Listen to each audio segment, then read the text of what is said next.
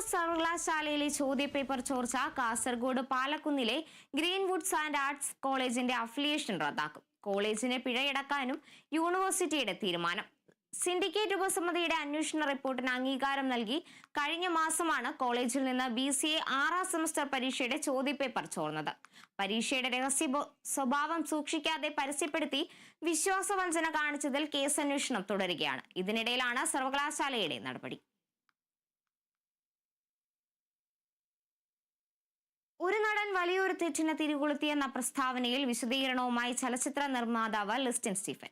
ആ നടൻ നിവിൻ പോളിയാണെന്ന് പറഞ്ഞിട്ടില്ല, പറയേണ്ടത് പറയേണ്ട സമയത്ത് പറയുമെന്നും ലിസ്റ്റിൻ പറഞ്ഞു. പലിശയ്ക്ക് പണമെടുക്കുന്നതിൽ എന്താണ് തെറ്റെന്ന് ചലച്ചിത്ര നിർമ്മാതാവ് സാന്ദ്ര തോമസിന്റെ ആരോപണത്തിന് മറുപടിയായി ലിസ്റ്റിൻ ചോദിച്ചു.